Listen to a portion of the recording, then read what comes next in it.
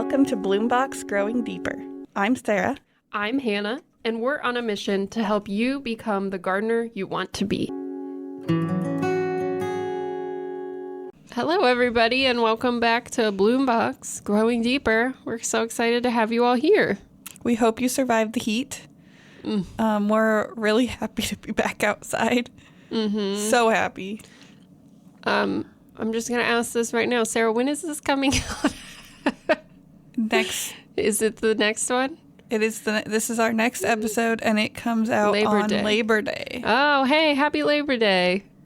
I hope you're relaxing, everybody. Yeah, I will be. Well, I guess we'll be driving home. We're going to my parents for the weekend. I don't know what I'm doing. I think that day is just free. Oh, free as a bird. That's the best. I know, right? We do that for Thanksgiving. We actually do our house projects on Thanksgiving, so we tear our house up, but we don't go anywhere. We don't make turkey. It is our 4 days at home. I love it. Maybe I'll be sitting with maybe my dog and my cat will be getting along. Good luck. And well, that's I'll 2 just weeks. Shove them in a room together and see what happens. I have a new kitten, and we're working on it. We're working through this process. It sounds like she's open to being friends. Yes, a little too open. Oh, okay. That's part of the problem. A little more fear would be helpful.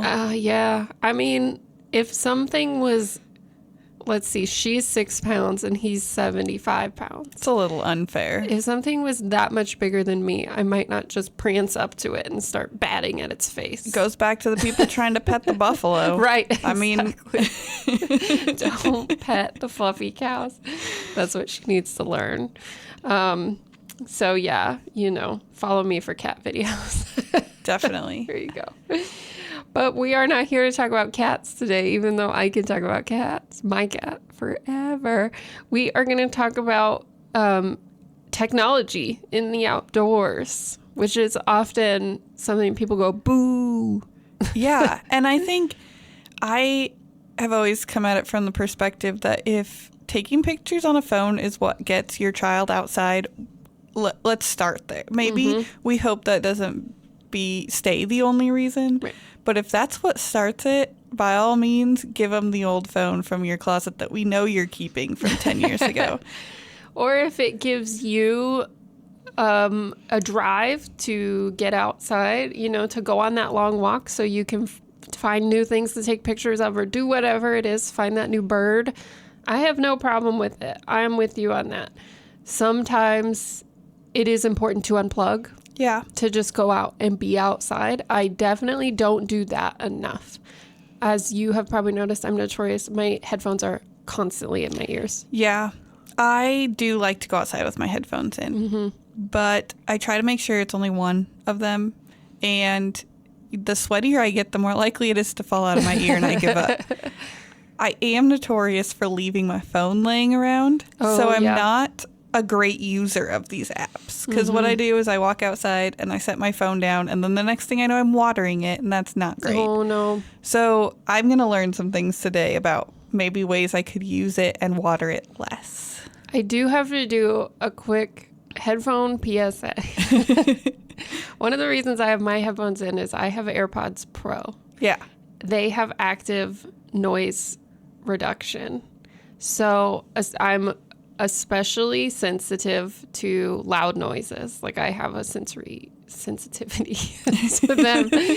And one of the reasons I have them in all the time, even with nothing playing, is that it reduces those sounds, especially when I'm working in the yard. Do that at Costco. Yes. I will walk around Costco with my earbuds in and nothing playing. And half of it is because I don't want anybody to talk to me. And half of it is because I can't choose which kind of bread I want with that much noise going on around me. Yeah. The headphones, they fascinate me because like... These things are amazing because they seal, so they make a noise-proof seal, but then they use the microphone to pull in the sounds around you at the right decibel. This is going to sound really funny, but I was contemplating that on my way to work today. Yeah. Because I knew this episode was coming up, and I was thinking about and I was like, do they use the microphone? Do they use your phone? How do they do it? How do they know what you want to hear? They use the microphone. So, like, when I'm walking the dog, I can hear his nails clicky, clicky, clicky which tells me that I need to trim them. Yeah. But then if a siren goes by, I can hear it, but it's not overwhelmingly loud. Yeah. It's amazing. Which Anyways. is much safer because I see people like biking with their Yeah. full-on headsets on. And I'm like, how do you know if there's a car behind you? How do you know? Like, you got to be aware. So that's a smart way to do it. Yes. So even when I'm outside hiking, I can still hear the birds tweeting. I have tried to make a rule for myself that if I sit outside to read, it has to be on paper. Yes. So I read a lot on my Kindle. And, you know, this rule, it sounds really deep and unpluggy, but it's actually Sarah, stop breaking things. So Stop leaving your just Kindle better. where it gets watered. Yes, if I leave my technology inside, because I'm not attentive to it. It doesn't, once I set it down, it's gone from my brain. Yeah. So I've made a rule that if I'm sitting outside reading, it has to be on paper. And that's been really fun. That's a great way to unplug without, like, banning phone use from the outdoors. Yes. So we're here to say unplug when you need to, make time for that, but don't feel guilty for also using all of these fun apps and different things we're about to talk about. And learning. There's so much to learn. I know it's a little different than some of the things we're going to talk about, but my family likes geocaching apps. Yes. It's a fun way to find a new place to take a walk and to, like, you often have to leave the trail. So it pushes you a little bit. Explain geocaching for those who haven't done it. Okay, so I feel like it ebbs and flows. It ebbs and flows, and man, it has changed because when my dad first taught us how to do this, he was a Boy Scout leader, so that's where he learned about it. You went to the library or to the NRD or whatever, and you checked out a handheld GPS. And you checked out something to go look for. Okay. And it was a really fun way. We were learning how to read maps is what we were doing. So it was a fun way to learn how to read a map and how to use a GPS coordinate to find something.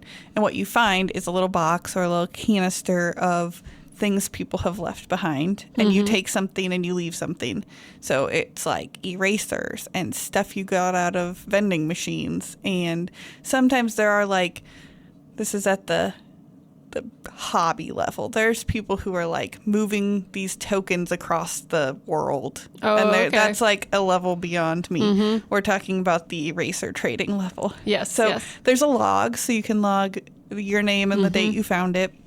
And so it's fun for the host of these sites to see how many people have visited their geocache and what they've left behind. Now it's all in an app. So there's multiple geocaching apps. I think we have several because they give you a variety of things.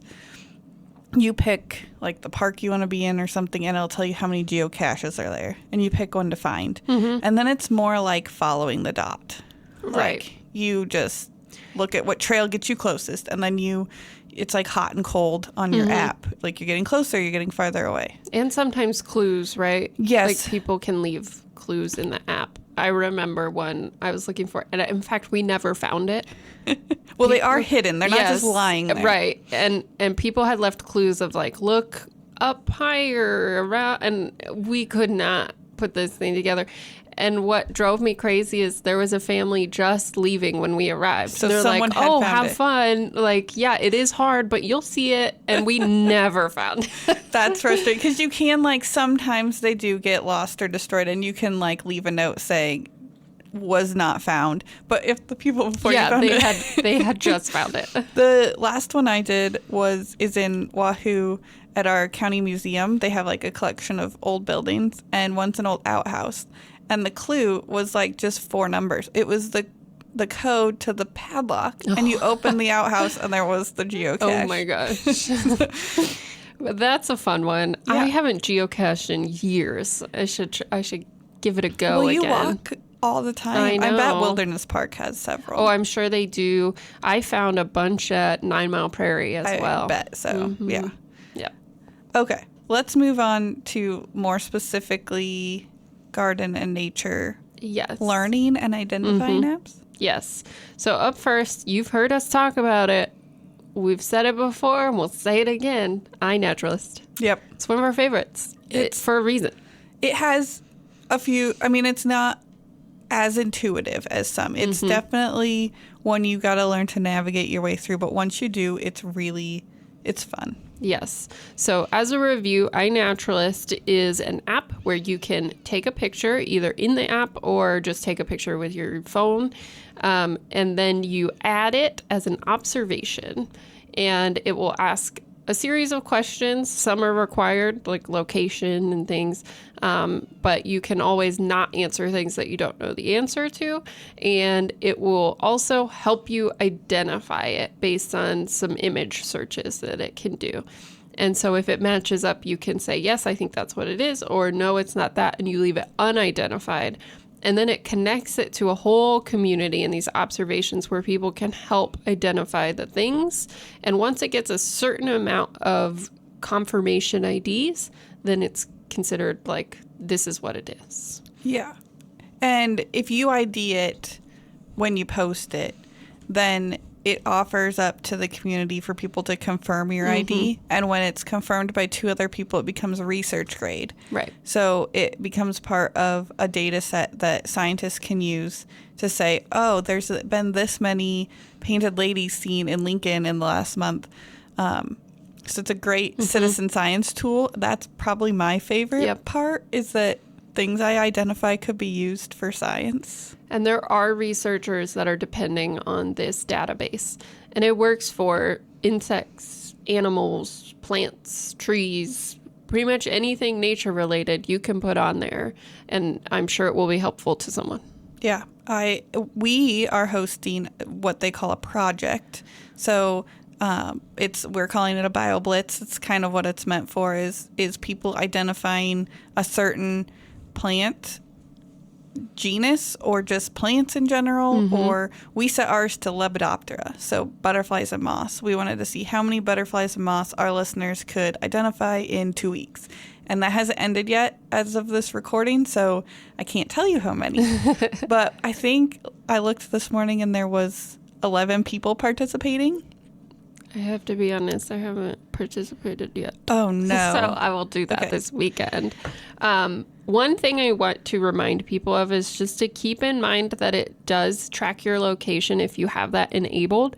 So especially if you are posting mostly from your house, pictures from your garden, people will know where you live.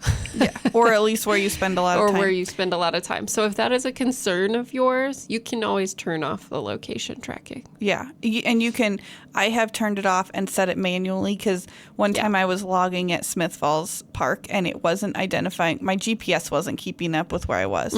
So I turned it off and I manually typed in, I'm at Smith Falls Park. Yes. I do a lot of taking pictures and then going back and putting them up on iNaturalist on my web browser. Yeah. Because I don't always think to do that while I'm outside. So I take a lot of pictures and then I go later on the computer and I'll put up like 10 at a time. Yes. And it does pull that. I have it enabled that it can pull the location from my photo. So because my Google Photos tracks the location of where I took the picture, it will pop up as accurate. I've noticed that. Sort of freaked me out until I realized that was what I wanted it to do, but you could turn that setting off. The geolocation in the photo. Yeah. You guys, technology is crazy. It is.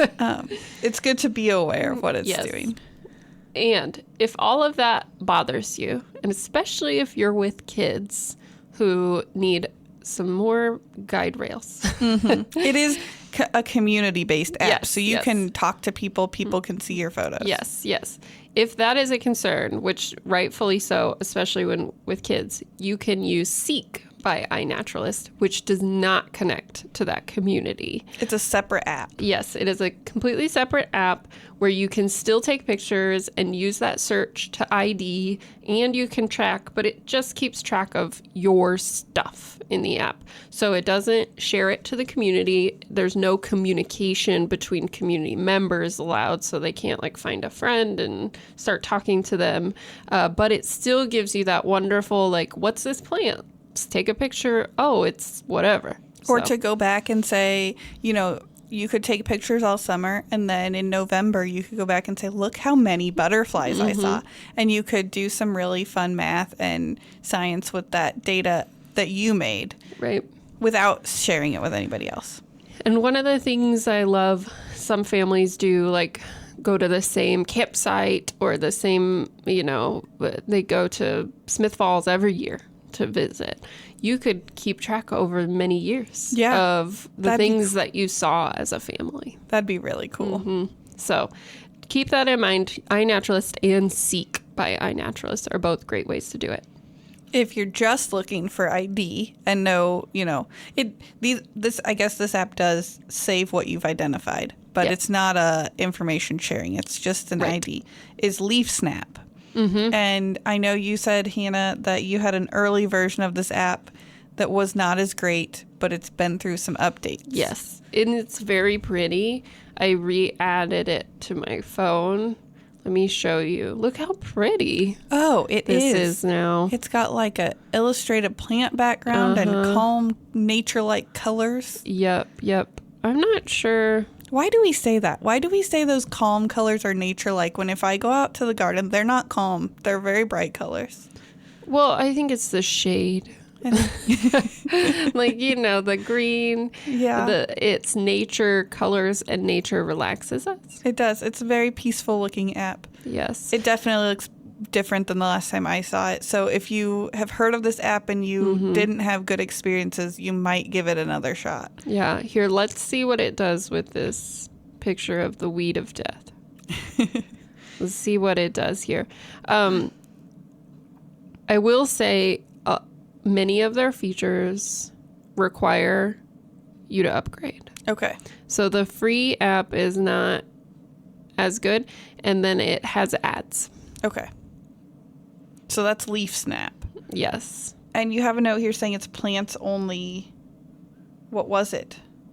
No, it's plants only. Oh, it is plants only. Because Seek and iNaturalist, you can do you can plants, do insects, animals, insects, Gotcha. Birds, all the things. But Leaf Snap is just plants. Okay. And there is a free version, but it's pretty limited. Yes. And I've tried to use Plant Snap, which there's like a free trial, but there's not really a free version.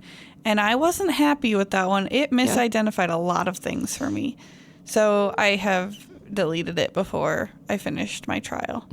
So if you're looking for an ID app, you might try Leaf Snap. Yeah, and really, if you're I don't even know if Leaf Snap is the best. It's fine. Yeah. But otherwise, I would just go with iNaturalist. Yeah. Honestly. The nice thing about iNaturalist is it's not a one-time ID. It's somebody could comment and say you had this wrong and give you the right answer. Yes. Which is nice. Yes, that's what I like. So the last one we have in an ID capacity is Google Lens. This is the one I use. Yeah. So tell us about it. So Google Lens, there's two different ways to do it. If I don't know how everyone's phone looks, I have a Google phone, so it's a little more built in. But in my search bar, I could choose to type, or I could click on the little camera icon and take a picture in the search bar. Yeah. Or I can open Google and put in a photo that I took at a different time. And what it does is it just searches for things that look like that photo. And the reason I like this is because it still leaves it up to me to choose which one looks most accurate. And then I can use other things I knew about the site. Like maybe this photo didn't show this exact angle, but I can remember that angle and say it's this plant over this plant. So I feel like I'm a little more in control, that it's a guide, but it's not trying to tell me a definitive answer. It's trying to give me several options to choose from. And then it's also showing you all of the information that Google has at its So fingertips. Yeah, once I choose something, usually it's a photo from someone's website, and then I can go to that website and read about it. So a lot of times the things that I search are plants, and it will pull up a nursery site that sells that plant. And then I have all this information about the plant right there instead of just a positive ID. So it's a really good one if you're looking for more information. You're not trying to share it with anybody. You're just like, what's this mushroom? Yeah, and I want to know about it. Yeah. The other thing I like is that iNaturalist is more geared toward natural things. So a cultivated plant is less likely to be easy to ID. So if I want to find a cultivar of something that I saw in someone's garden, Google gives me a better chance of finding that specific information. Yes. And you can use it on literally anything. You can use it on animals, insects, scat. Mm-hmm. Yes, you can use it on everything. I have seen people use it while traveling to translate things. Yes. Now, all kinds of things. Yeah, there was an upgrade now. It will just you can just hold your phone over words and it will translate them. Yeah, it uses augmented reality. I've used it to find out where someone bought their patio furniture because I liked their table. Technology can be creepy, people, but but now I have this table that you like, that I right? like. So that's what counts. I told them. I wasn't just walking up to some random person's house. Yes. And so to get Google Lens, I have an iPhone, so it's not automatically on your phone like it is on a Google phone. All you have to do is just download the Google app. Yeah. And you got it. So. I think that it doesn't just have to be a Google phone. If Google is the main search engine on your phone. Right. Yes. Which is for a lot of Android. It's automatically there, or you may just need an update on your phone and it will be there. Yeah. So iPhone, just download the Google app and use that as your search since iPhone set it to Safari. Yes. Instead. Boo. I like Safari. That's fine. That's fine. Anyways, okay. So those are our plant animal IDs. Wait, you got one more animal. Oh, yeah, I have one more animal. Okay. This one is my absolute favorite app on the list. I've heard you talk about this one. I kind of want to try it out. Merlin Bird ID. Yeah. It's so cool. Once again, if you had an early version and you haven't updated it or tried it again recently, they've made major updates to this app that can do amazing things. So I've talked about my wilderness park walks many times, and when there is a bird cacophony happening, I love that word. I open my Merlin Bird ID and I hit record, and it starts recording all of the calls. And as the calls are happening, it pops up, this is this kind of bird, this is this kind of bird, and it brings up all information, and then it tracks all the birds you heard during that time you were recording. Wow. And then you can go back through and look at the information they provide for each bird. That is really cool. I do not know enough about birds. I wonder if this would work on my father-in-law, because he can do make bird noises. Oh. I wonder if it would identify him as a bird. You should try it. That would be funny. So because often we hear birds before we see them, right? And I think it was last fall, I was sitting in my house most nights, windows open because it was nice, and I would hear this bird call that I had never heard before. And I kept hearing it. And finally, I caught it in time to record it. And it popped up as a whippoorwill. Cool. And I was like, I don't know about this. That seems suspect. Whippoorwills not known to be in this area, especially in an urban setting. They're kind of a southern bird, aren't they? No, they do live here, but their population is limited and they don't like urban spaces. So lots of times they're found in more forested, but they're also on the edges of forests. Okay. Which is not a description of Lincoln. Right. And they do their mating call, which is what this was, from the ground. Oh. So they hide in the leaf detritus and do their call. So I was like, I don't know about this. Whatever. I ran into Jason, bird nerd, and I said, okay, I don't know. I heard this bird call. I think it's a whippoorwill. And he said, have you tried the Merlin bird? I said, yes, I have. Here, I have the recording. And I played it for him. And he was like, that is a whippoorwill. And we are trying to do research right now on these because there is a population on East Campus. What? Well, you live right by East Campus. And I live right by East Campus. And I was like, well, he made it over here to my yard. That was like 1.5 years or 2 years ago. I haven't heard it since. Okay. I'm kind of sad.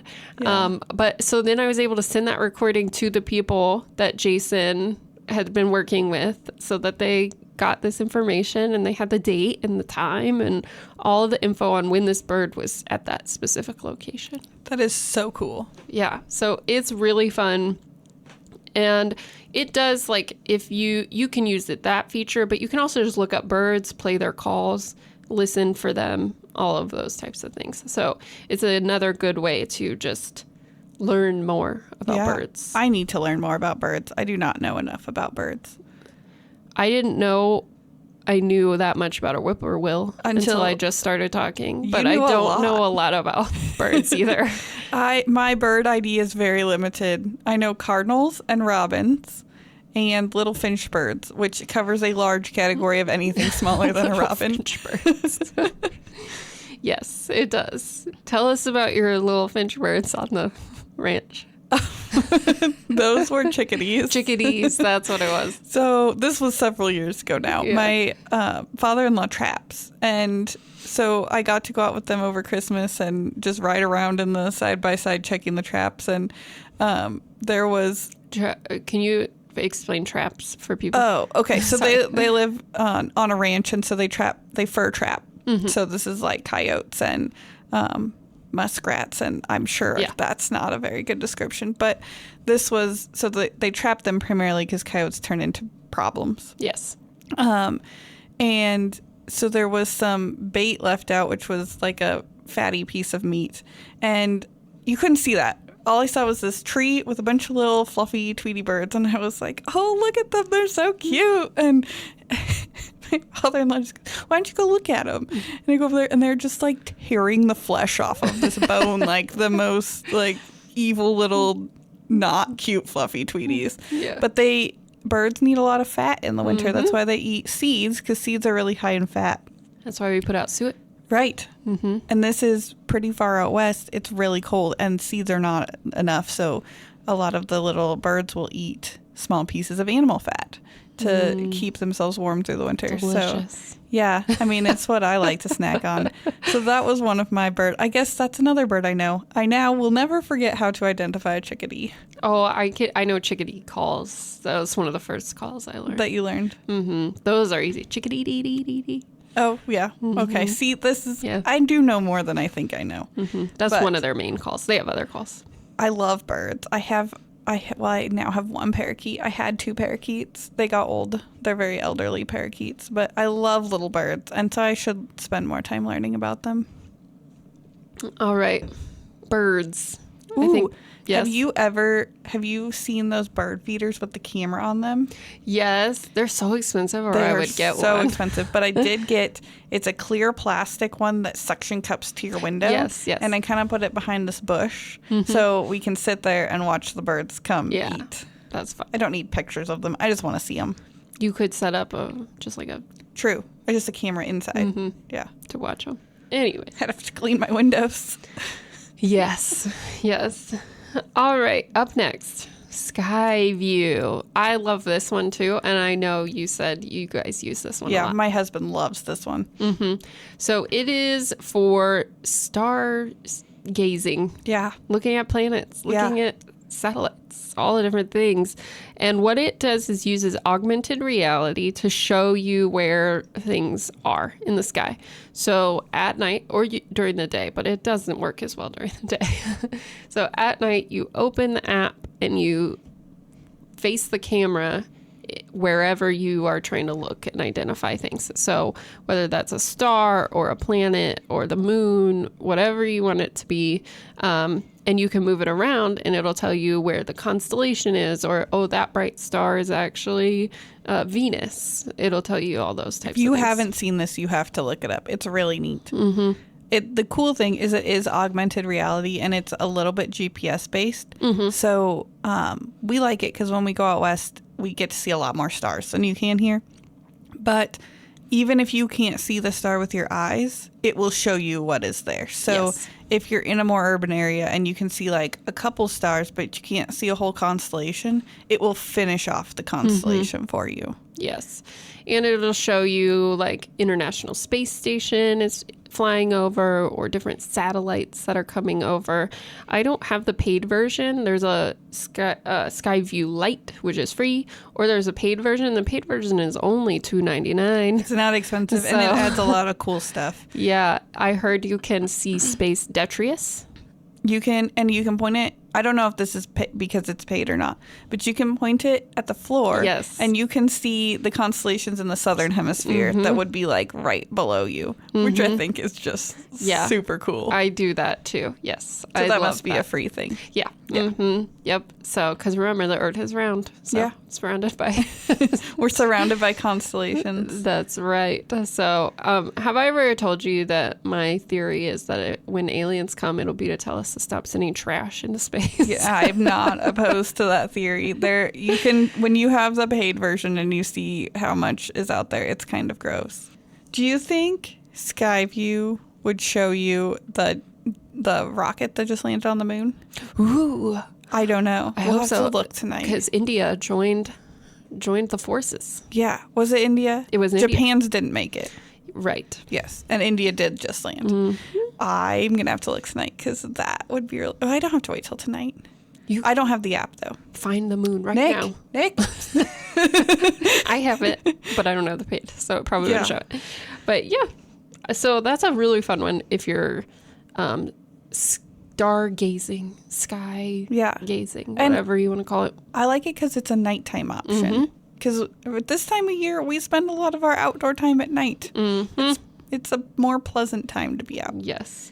And it's fun for me, actually, I use it more in the winter because I'm walking the dog after work and it's already dark. Yeah, half of your outdoor time in the winter is dark because it's dark. Yeah, so I can't take pictures of the birds or of this plant to do iNaturalist, but I can. You can look at the stars. see the stars. Yes. And it's fun. We get different constellations in the winter, so I like to see that. Yes. Okay. Have you ever done one of the garden planner apps? Well, I just downloaded this one that I found this week when I was doing this episode outline called Planter. There's some I haven't seen this one, but there's some really cute looking ones where you get to place all of your cartoon carrots. Yes, that's what this is. Let me show you. So I added a sample garden. To be clear, everyone, this is for vegetable gardens. I don't think you could use it for other gardens, but it's mostly vegetable gardens. And you set the size of your garden plot, whether it's a raised bed or a regular garden, whatever. And you can do U shapes. You can do whatever you need to do. And then you click on add plants and you can see the full list. They have like all different types of fruits, vegetables, herbs, and then a few different, like, I noticed they did have some flowers. Some of the things that people plant among there. So like marigold, chamomile, bee balm. Like some pollinator plants and then some like pest control plants. Yes. And then you can pull them around and plant them and plan out your garden. Does it limit it to things that will fit in that space? So then it will tell you. So like, for instance, in my garden, I said, okay, I want to plant romaine in this spot. And it says you need 4 to fill that spot. To fill. So it makes a grid. Yes. You put the plant in the square and it tells you how many of that plant fit in the square. Yes. And then you can also click on the plant. So like I put raspberries, right? And you can go to more info about it. So there's the raspberries, tells you everything it needs, how long it's going to take to germinate, whether it's frost tolerant, amount of full sun, water, all of that. And then it gives you options. So you can also set it like, so that just said raspberries. So then here's all the varieties and you pick which variety you use. This would be fun. For me, I plant new things every year, and then I forget what did well. Yeah. This would be a fun way to see, like, what did I have in last year's garden? Yeah. Well, I never got to eat any of that, so I shouldn't bother planting that again. You can keep notes, too, with each plant. So it's like a garden journal in an app. Yes. And so then it also tells you companion plants and combative plants. Tell me more about these combative plants. Yes. So are we jousting? Are we? So it says that, let's start with companion. So strawberries. Let's go with strawberries. You can plant borage next to it as a companion, which I love borage. I'm one of those weird people. I've never tried it. I love it. The flowers are pretty and they're edible and they're delicious. They taste like celery, but they're a flower. I don't know. Do you eat the flower or the leaf? I eat the flower. You can eat the leaves. I eat the leaves too. Okay. But like As soon as those flowers bloom, I'm picking them off and popping them in my mouth. And they're only like the size of your thumbnail. Like they're teeny. I'm going to try that next year. But they're fun. Maybe we'll start I planted a new it series. once and it comes back. Okay. So it's easy. I think Bob gave it to me. And then so you plant borage next to it. And when you plant those two together, it attracts beneficial plants. Sorry, am I too close? When you plant the two together, it attracts beneficial insects, not plants, and prevents diseases. So that's kind of what it's telling you. And you can see here, it has arrows. So it's like strawberries cause it or the other plant causes it. So it tells you what the relation is. So it's telling you borage is helping the strawberries. But if it was the arrows went the other way, you would know that strawberries were helping the borage. Correct. And then it has combative plants. So for this one, it's broccoli. So you don't want to put strawberries and broccoli next to each other. Oops, that's exactly what I did this year. Okay, and it pull up the says broccoli and strawberries attract shared pests. So when you put them together, they're more attractive. And broccoli and strawberries compete for nutrients because they need the same nutrients. So you want to plant them Going home apart. and pulling up my broccoli because I definitely care more about the strawberries. And then it lists, look at this, all the pests, the diseases, beneficial critters, so that as you're growing it, you can be like, oh no, I need to get rid of that Japanese beetle, of course, right? So you know what's good, what's to leave, what not, and what your problems might be. Super cool. I think I'm going to do a deep dive this winter as I plan my vegetable garden. Yeah. We don't talk a ton about vegetable gardens here, but we both do them. And that would be a fun episode to plan our gardens. You can set your frost dates for your area, and then it tells you when to start things inside based on what plants you put in your garden, Which is when cool. to transplant them, when to sow outside. I like that because rather than just pulling your zone, which we know is not always fully accurate, because if you're in a very urban area, you're going to have different frost dates. I love that. So fun. It has all kinds of information, like they have just like a little blog area, so how to help your garden survive a heat wave, tomato growing tips. So especially if you are just getting into vegetable gardening, don't feel overwhelmed because you can always just put a tomato plant in the ground and it'll grow. You'll be fine. That's kind of where I err, but I could do more planning. Right. But you can also get really into it if you want to. Yeah. So I am notorious for putting too much food in too small of a space, and I need to start spreading stuff out. So I think this will be really fun. Yeah. So that's one of my new favorites. The last one I have before you finish this up with yours, these next two are just fun little things. Yeah. Just one last fun thing before we go. So you can download the Shark Tracker app. You know, as a Nebraska resident, I am always worried about a shark showing up when I'm in the garden. That's right.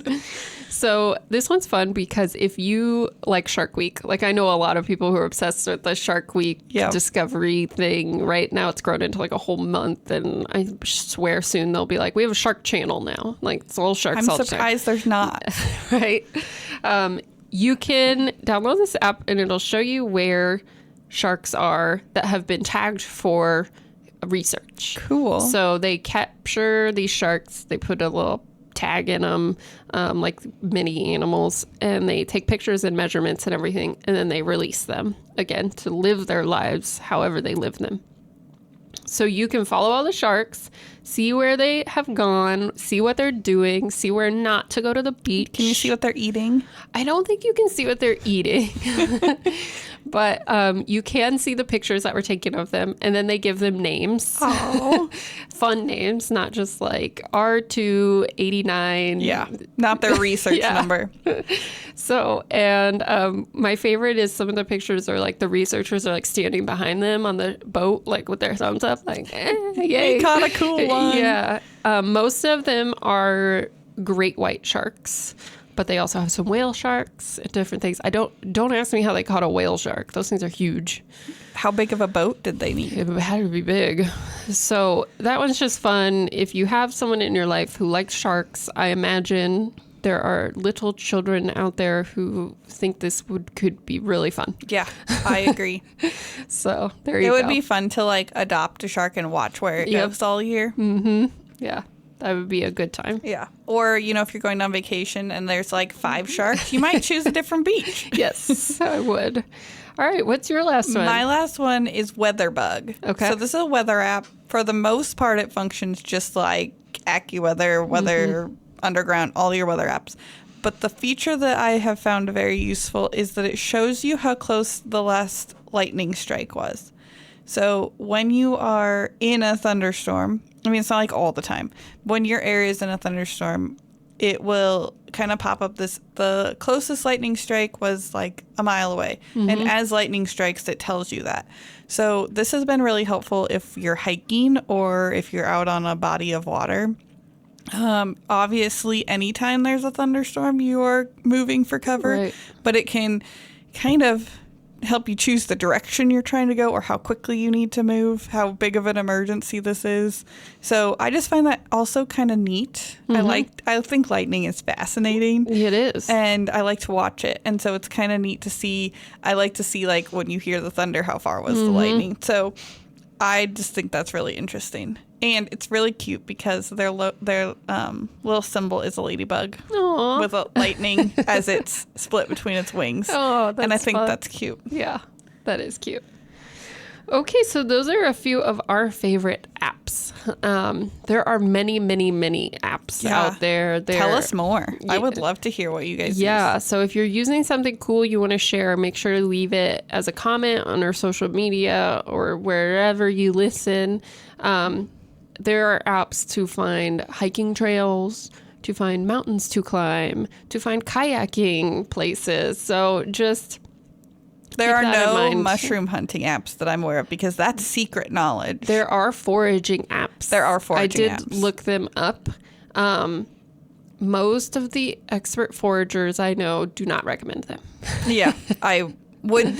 Because it can be very dangerous to forage without somebody who really knows what they're doing. Agreed. One, there's the danger of you have to have a positive ID before you eat something. If you are not confident, a Google image is probably not enough to tell you you can eat something. But also, most likely, any foraging site that someone's willing to share publicly is not that great. Right. And none of the apps actually tell you where to find things. It's more about ID. ID, yeah. I don't think I would ever trust an ID with foraging. If I can't positively ID it, I would want a human ID from someone who's eaten that. Yes. So yeah, like we said, tell us about it. We'd love to hear more about your favorite nature apps. I do have a couple tips to share before we wrap this up because most of these apps are photo-based. And there's some things that we've learned over the times of taking photos of nature that can be really frustrating if you're just starting. So there's kind of 2 main modes on my camera that I use on my phone. One's just the camera that opens, and the other's portrait mode, which is really good for focusing on something close up, which is half the insect pictures I take. Yes. So I will switch to portrait mode. If I'm trying to take a picture of an insect that's a little further away than I would like, I use my regular camera and take the picture before you zoom. If you take the picture and crop it in close, it always comes up clearer than if you zoom before you take the photo. Yes. This is probably not true if you own like a real camera. I'm talking about my cell phone camera. Yeah, we're talking about phone cameras here. It's all I own.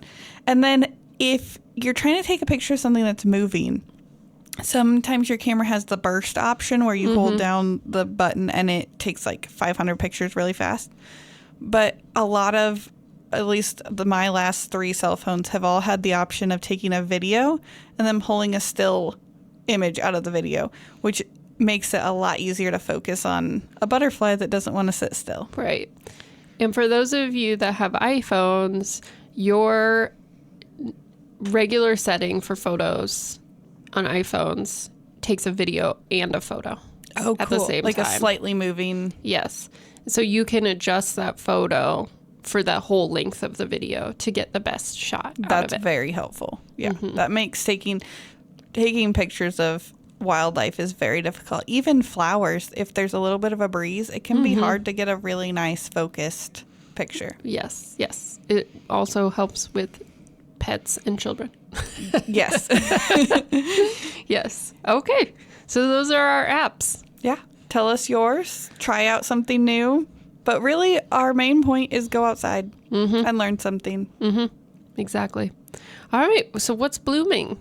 What are Oh, my goodness. Yeah. So my ironweed is now in completely full bloom, which I know is later than yours because that was your what's blooming a few weeks ago. But mine is still blooming. Is it? Mm-hmm. Okay. So I think mine will last for a while. Yes. Mine's in parched sun. So I knew it would be later than Hannah's.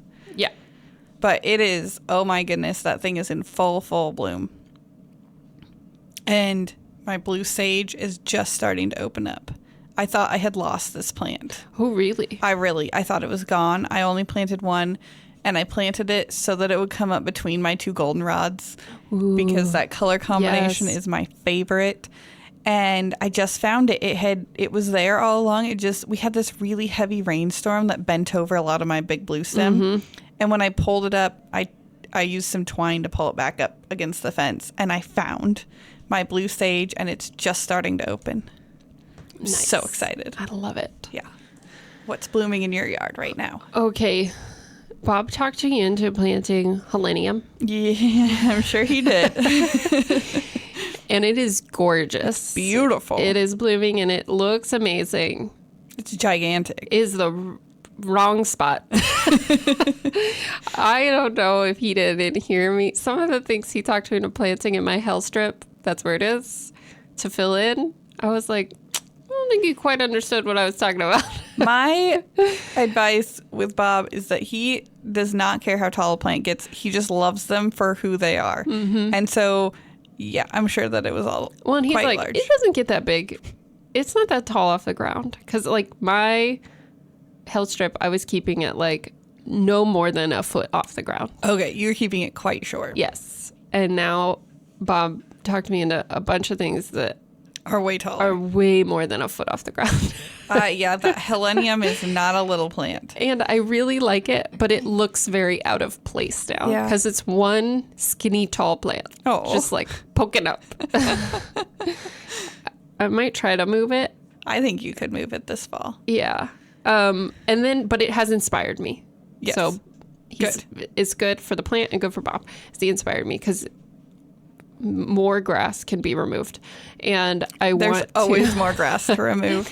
And I really want to do that planting that we saw. Did you come to the garden tour at not Emeritus? No, I didn't make it to Emeritus. I have been there before. Yeah. And they had a whole like sloping section that was prairie drop seed, little blue stem, and one other grass that I wrote down, but I can't remember it right now. And just the combination of those looked great. So I want to do this just like a grass sweep across my front lawn next to some of my other prairie gardens. And I was debating, do I leave it just those three grasses and do this little sweep, or do I put some plants in? And I think I'm going to just sprinkle in some helenium. I think that would be very nice. I love a grass sweep. Yeah. But there's nothing wrong with a flower or two poking out of it. Right. Yeah. And I think it will help. I was worried because like my gardens around that area are very flower heavy. Yeah. It'll help set that off. Yes. So there we go. That's what's blooming. I think that's very cool. I imagine you're talking about Helenium autumnale, the perennial one. Yes. And I took Helenium, the annual one, which is a little tiny poof. It's like 6 to 8 inches and just a ball of yellow flowers. That's what I thought I was getting. Yeah. And maybe that was what happened because that would be perfect for that. I put that in our bloom box that we planted at my son's daycare. And it is so cute. It's just these little balls of yellow flowers. And they have been blooming since we planted them in May. And it is September. And they are still blooming. And do they seed They will seed. Yeah. I don't know that we'll let them remain. What we did was they built this raised bed this spring. Yeah. And the plan is that they wanted to have some vegetables and some perennials. And they weren't ready for the vegetables. So I picked some annuals That they so that could, it wouldn't be empty, but it wouldn't be permanent. Yeah. So that way in the spring they can decide, do we still want flowers here or vegetables? I like it. Yeah. That's a good idea. Yeah. Cool. All right. Well, thank you everybody for listening. We hope you get some use out of our advice with the apps and everything. Feel free to leave us your comments, rate and review us, share us with your friends, everyone. Just like 3 friends. That's what I want you to do. You have an assignment over the next 2 weeks. I have an announcement to make today. You have an announcement. We have broken 10,000 listens. Yay. Which we feel pretty good about. So if all 10,000 people... Well, that would be like 10,000 times people listen. 10,000 times people listen. Okay. I'm sure it's not that true. many So it's listeners. not 10,000 people. But if everyone shared it with 3 friends and made them listen... Be pretty cool. It would be legit. Yeah. We'd be getting there. So that's your assignment over the next 2 weeks. Share it with 3 people, please. And thank you. School's back, so I figured I can give you an assignment. Yeah. Is that how that works? That's how that works. Okay. Homework. Right. We'll start assigning homework. Yes. All right, everybody. Thank you for listening. Blue Box and Blue Box Growing Deeper are both programs of the Nebraska Statewide Arboretum.